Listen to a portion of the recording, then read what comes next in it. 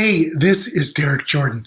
Welcome to the World Fusion Show, where we bring you the leading innovators in world fusion music. Today, I am beyond delighted to bring you Steve Shehan, who is one of my favorite living world fusion composers and musicians. Welcome, Steve Shehan, to the World Fusion Show. Thank you so much for welcoming me. I'm very, very proud and honored to be with you today. Well, the honor is mine, and I think you're going to blow people's minds when we get into your story and your long, long history in pursuing world music. So tell us, just start with a little bit about your background. I know you're American. You grew up in Florida, right? Yep, in the Keys, actually. Yeah. So it was nice because my closest neighbors were Cubans. So I got to listen to, when I could, because in the family it wasn't really exactly the vibe, but I could listen a little bit of Orquesta Aragon. Yeah. Pachanga Charanga, and I loved it. I didn't understand at the beginning, but then I got into Spanish a little bit and I started singing those songs. So I met, those old guys. They were happy to see me. They were my friends, the old Cubans out there. So that's the first music I heard in the Keys. And then, of course, on the radio those days, we heard a little bit, the Beatles, which actually did a great impression on me, and they probably changed my life. The Beatles are something really important in my life. It's funny, Yeah, we're the same age. We're the same age, and the Beatles were absolutely instrumental in changing my world and getting me into being a songwriter. And anyway, go on.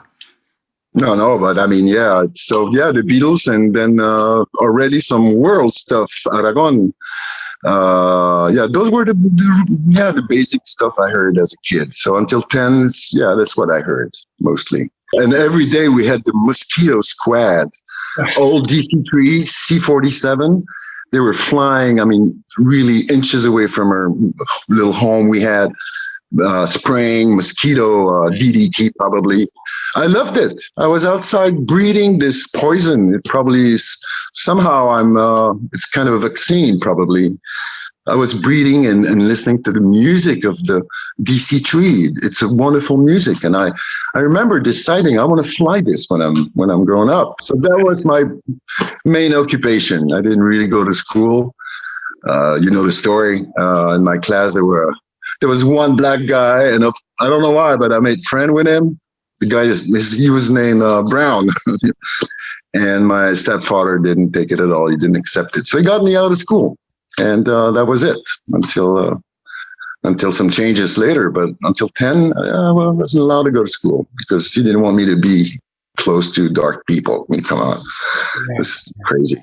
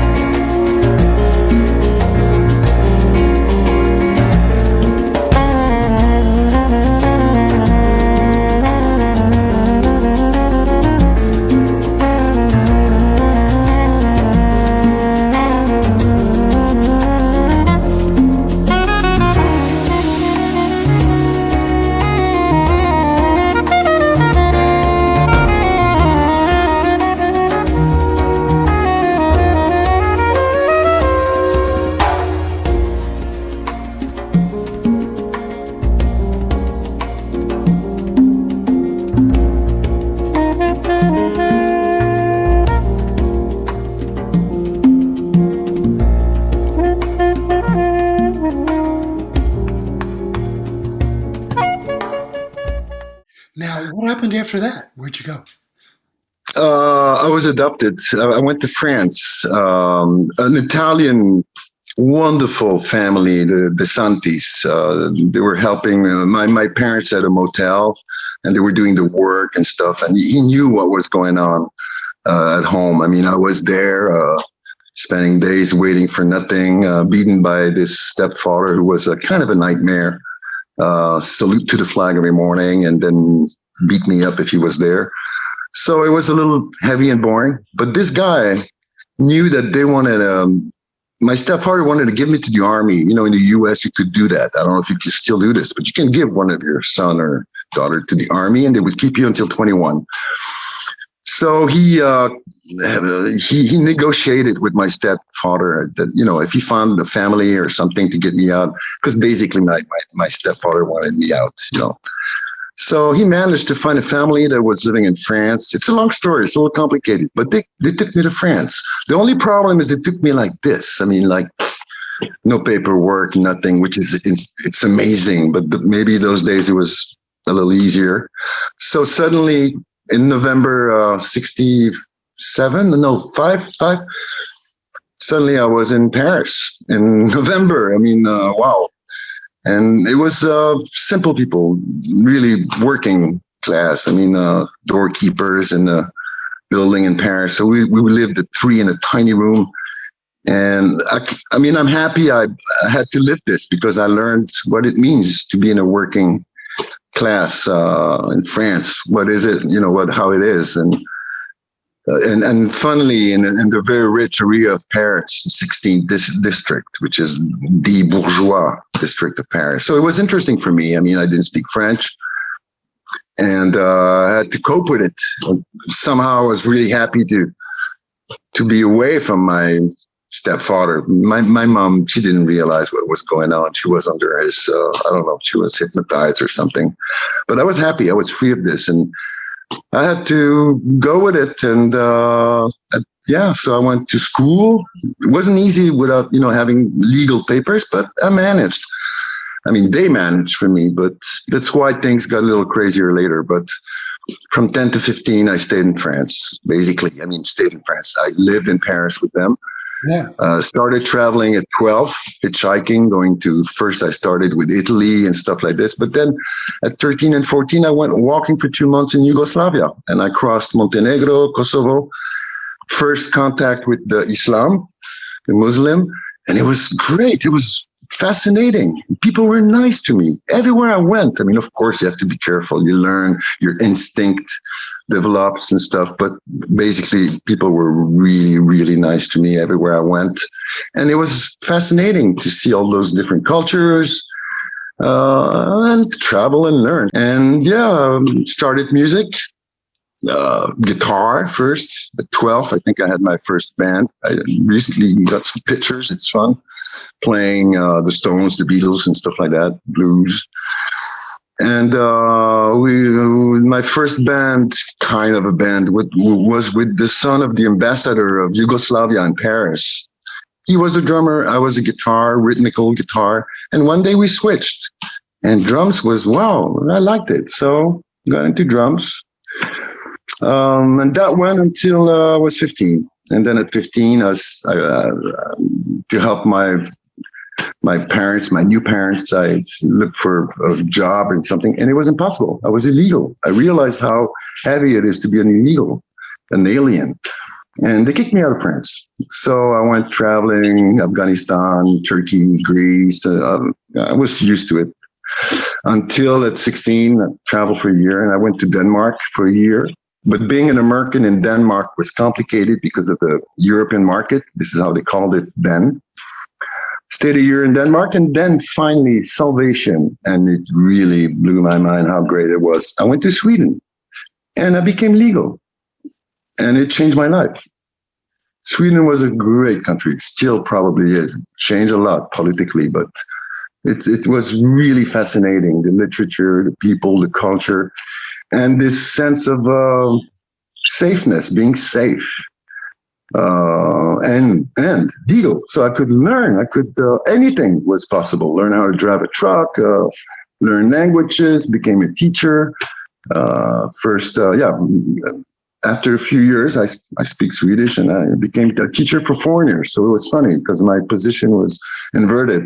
I taught Swedish to Yugoslavs and Turks, but it was great. It was wonderful. And I'm not going to go too far in that, but then became something that really also had a big impact in my life. I started working with problematic kids, let's say it this way, from 7 to 15, kids that, I had problems, psychological and stuff. And they proposed me a position that I could do any experience with these kids. And as I went to Asia, Cambodia, Thailand, and brought back a couple of 100 kilos of gongs instead of heroin, thanks God, I decided to try to use the gongs. And so I started working sounds. I started searching because I didn't know. I mean, I had no education from these places, but the sound of the gongs blended to drums and also animal sounds. It made the kids more, relax them, and they were listening to me, and I started working with them, and the results were great. It had a big impact on me because I realized that you could soothe and calm people with sounds, with nature. This is when I started using frogs and crickets and stuff like that, which are still in my records. If you listen to my records, there's always a frog or a bird or a cricket. I started playing everywhere, anywhere I could. I would play, and listen to music. This is probably what was most important for me. I would compulsively listen to anything from classic to jazz to world, of course. So this was, a real period, a section of my life that was really constructive for me, very intense, because I had to survive, I had to learn, I had to adapt. And then I was conscious of the world around me, and I was thankful, which was really important, because prejudgment it's a trick, and if you learn how to not judge right away, it's incredible how many doors you will open in your life and how generous people are. And I've been saved by so many people from any religion, age, gender. I mean, really. So Sweden was a great school for me, really. That sounds great. So, Steve, I would love to bring some music of your music. Sure, with pleasure. So let's go to watch one of your great videos right now. Okay.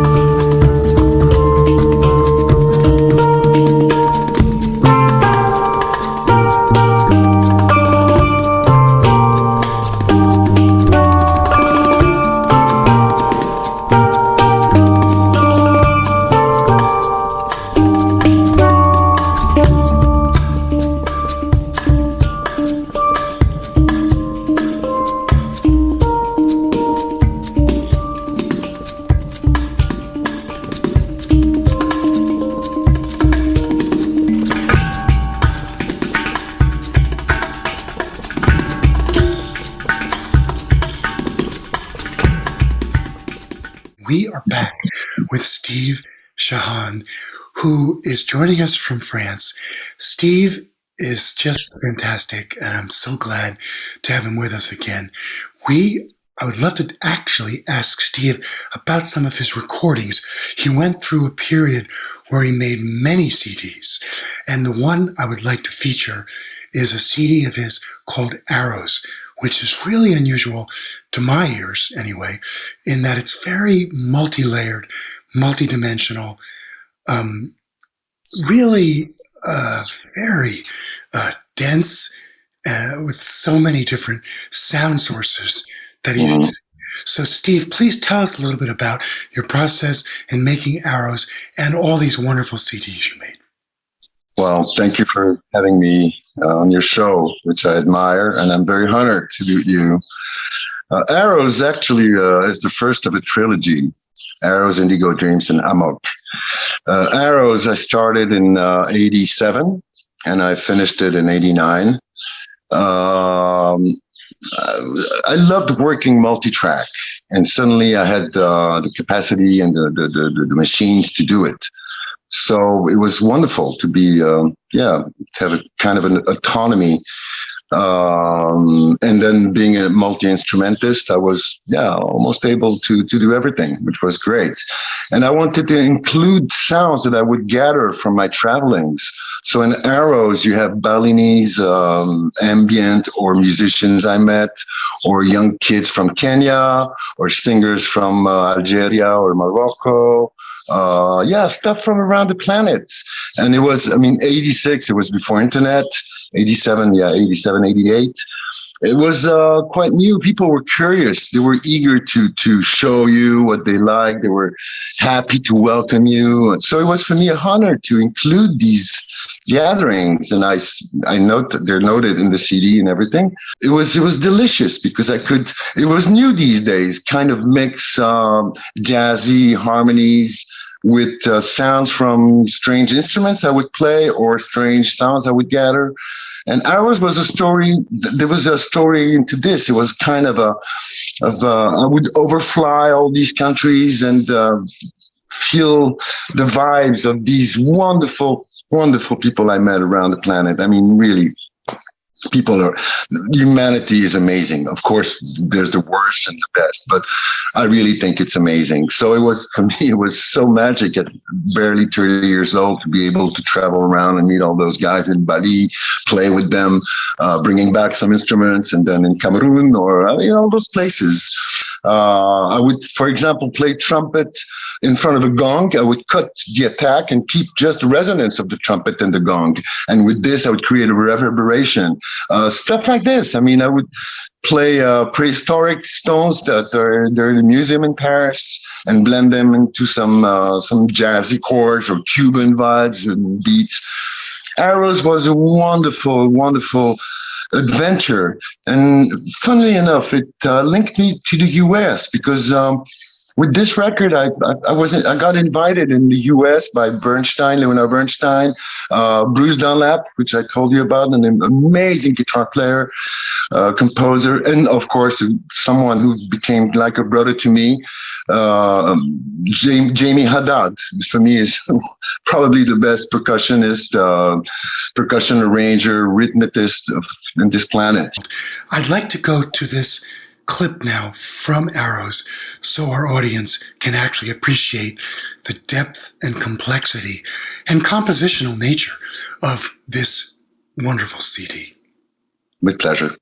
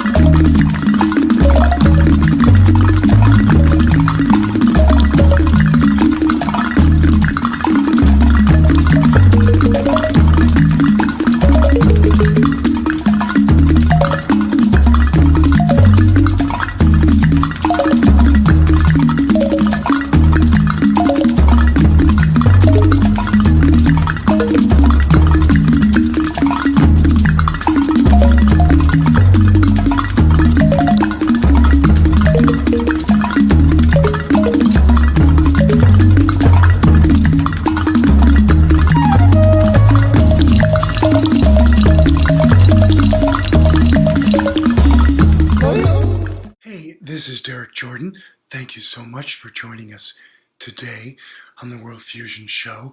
It's been great to have you. We have so many more great shows coming, so please tell your friends. Stay tuned. I'd like to give a thank you to our sponsors, Mackenzie Family Charitable Trust, Chris Pratt, Nancy Feinberg, and Ron Dans for your generous support. And as we always say on the show, remember, think globally, listen locally, and support independent music.